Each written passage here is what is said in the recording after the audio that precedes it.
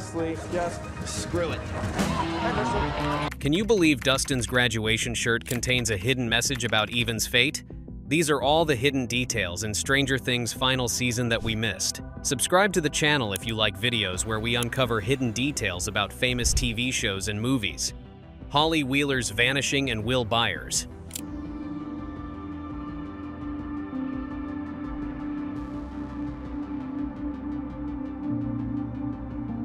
Starting with the most obvious parallel that most people missed is from episode 2 of season 5. This is where Holly is taken by a demogorgon, who is titled The Vanishing of Holly Wheeler. However, it is a direct callback at the very first episode of the entire season, The Vanishing of Will Byers. However, it goes deeper than just the title. The circumstances of both of these abductions are quite similar, since both involve younger children who are being taken from their homes by creatures from the Upside Down. Both happened suddenly without warning, leaving their families devastated and confused. What's crazy is that both kick off a massive search effort that unites the community.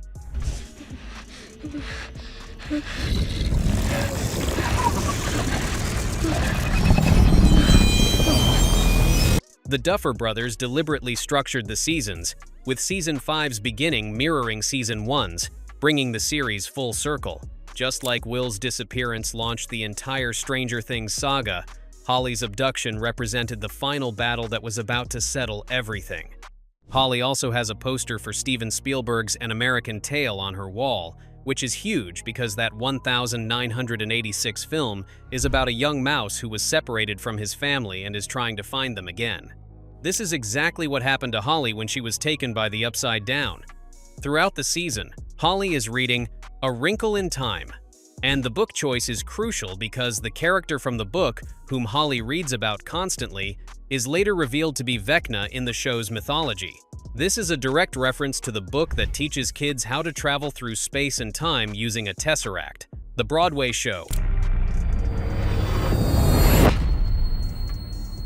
It's not real. I'm normal. Now, to something that blew everyone's minds. And it was the Broadway show from Stranger Things, The First Shadow. It isn't just a prequel, it is a sense, and moreover, it is essential to understanding the 5th season. According to The First Shadow, young Henry Creel stumbled upon a dimensional rift while wandering in Nevada and found himself transported into a hellish realm called Dimension X. The memory that Holly and Max stumbled upon in Season 5 is pretty much linked to it. What's more important is that Dimension X is the realm of the Hawkins kids, called the Abyss, which is a place of utter chaos and evil. This show confused people because it clearly didn't portray the Upside Down, but now we know why the Upside Down is simply the way through Dimension X. We can see Joyce, Hopper, and everyone else knowing Henry in high school. The Broadway play centers on this, with Act I focusing on Joyce putting on a school play. Moreover, the show is also heavily focused on Patty Newby's relationship with Henry Creel.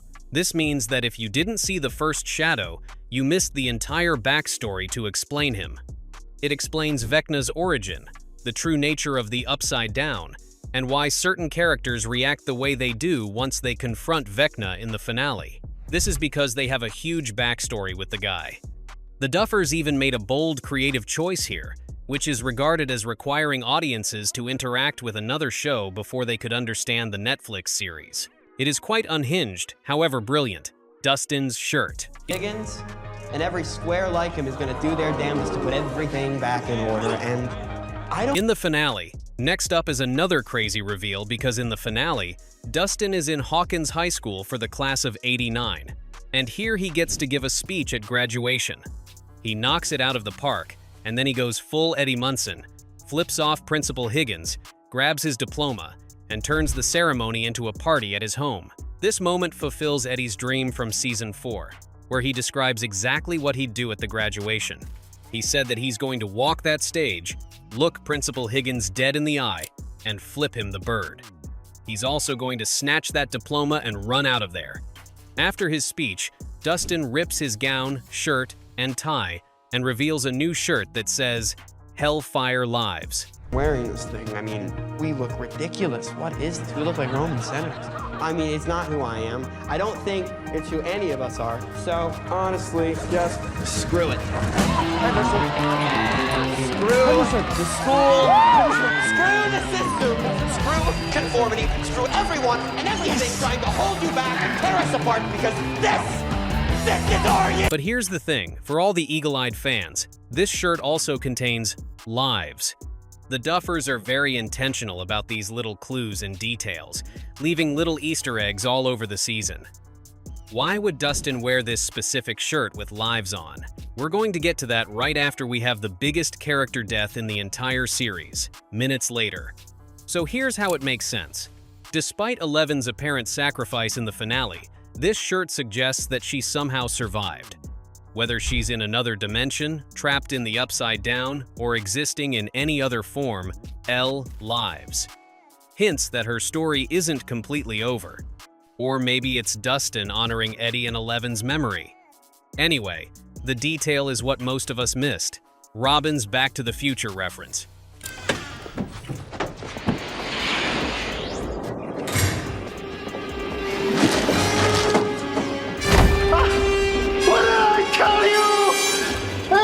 Now we move to the second episode of Season 5, where Robin lies to Joyce by saying that the flux capacitor is down again.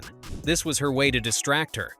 The line is a direct reference to the Back to the Future movie. In that movie, the flux capacitor is the key device that makes the travel even possible. How long has that light been red? Oh, I don't know. Shit. The flux capacitor is down again. Is that bad? I mean, This reference works on many levels. Back to the Future is quintessentially a 1,980 seconds movie, fitting the Stranger Things setting perfectly. It's also a movie about time travel, which makes it increasingly relevant as Season 5 reveals the Upside Down, which functions as a wormhole rather than a parallel dimension. Dustin also discovers the wormhole is dangerously unstable. The Hawkins kids plan to end it all by destroying the exotic matter that powers it. But there is another layer in Back to the Future. The flux capacitor allows time travel, but creates paradoxes and complications. Just like that, the wormhole in Stranger Things caused nothing but problems since it first opened back in the first season. Robin's throwaway line is actually a common commentary on the entire series' main conflict, which is what a lot of us missed. Lucas's wrist rocket. Play this, you ugly piece of shit!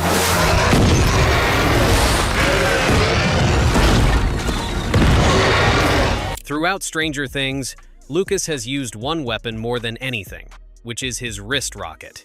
He used it against the Demogorgon in Season 1, the Demodogs in Season 2, and again to distract the Mind Flayer in Season 3. While it didn't appear in Season 4, the Season 5 finale brings it back for the final battle. By teaming up with Mike, Lucas uses an upgraded wrist rocket to throw water balloons filled with flammable liquid at the Mind Flayer. Mike then uses a flare gun to ignite those affected areas, setting the beast on fire. This is full circle storytelling.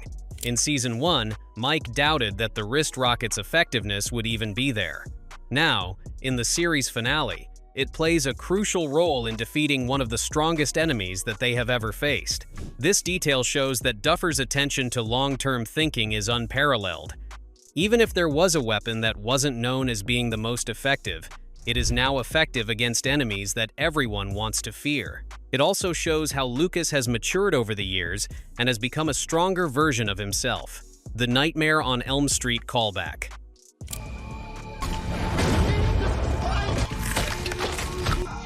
Next up is the Nightmare on Elm Street callback.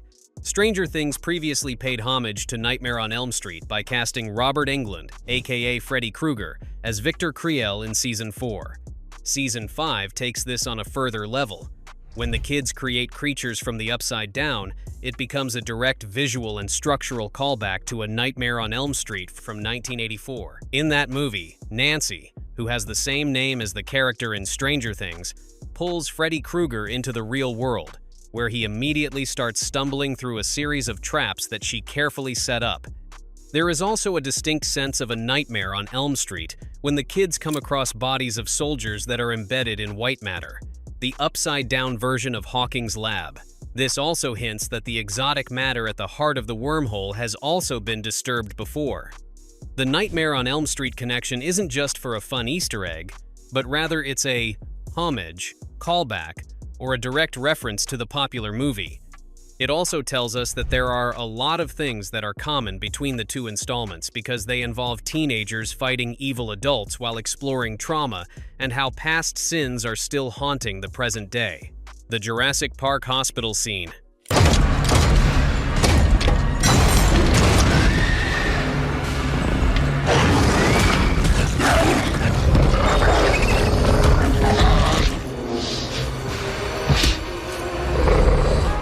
In the 6th episode, Lucas, Robin, and Vicky hold Max while hiding from the Demogorgon in the hospital laundry room.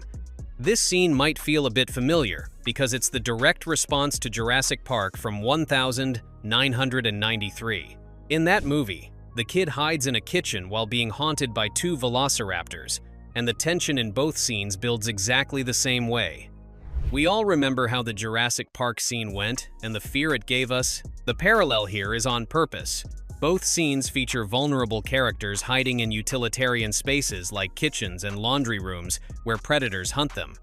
Both use sound design, the creature's breathing, footsteps, growl, and visuals to build a tension that has never been seen before. Both have moments where characters think they are safe before the real threat. Written on Stranger Things is heavily inspired by Steven Spielberg films, and Jurassic Park is peak Spielberg suspense. The Duffers are also openly paying homage to one of the greatest thriller sequences in 90-second cinema. What makes it even better is the context. Max is vulnerable while recovering from Vecna's attack in Season 4. The hospital setting adds an extra layer of respect to Jurassic Park, and if our heroes are found, there's nowhere to run. Murray's fake name reference. In Season 5, Murray uses the name Austin Milbarge while smuggling things across the border. At first, it just sounds like another fake name. But this name actually comes from the 1985 spy comedy, Spies Like Us, where Austin Milbarge is a character who is not only extremely intelligent, but also constantly overlooked for his abilities. He's sent behind the enemy lines as a distraction, while the actual agents go do their work. The reference is perfect for Murray because he's perfect, but operates under the shadows. He's technically not an official spy or even an agent, but whenever he does the dangerous work, he does it with grace. The authorities, who never take him seriously, constantly underestimate him. Spies Like Us is also quintessentially 1980s, starring Chevy Chase and Dan Aykroyd. It's exactly the kind of movie that offers a reference for a character like Murray in a show set in 1987. The fake name isn't just a throwaway detail, it's a character commentary that is delivered through 80s pop culture. The Lord of the Rings password. The last hidden detail that everyone missed is in Episode 7 of Season 5, when Professor Clark opens the military base door to let the gang into the Upside Down. Here he says the word melon.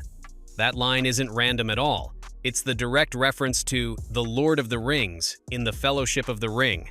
In the Fellowship of the Ring, melon is the Elvish password that opens the door of Durin, which literally means friend. This is amazing, and it's layered smartly. First, it's the callback to Season 1, when Mr. Clark explains the gate to the kids, using examples from Lord of the Rings and other sci-fi works. His character has always been the bridge between fantasy and science, making imaginative concepts understandable through regular examples. Second, the word friend is perfect here, because throughout Stranger Things, friendship has been the hero's greatest weapon. Mr. Clark used weapon as his password to help his former students save the world, and it is a perfect encapsulation of his role. With that, our list of every hidden detail in Stranger Things' final season ended. Which one surprised you the most? Let us know in the comments below. If you enjoyed the video, please subscribe to the channel and ring the bell icon to stay updated.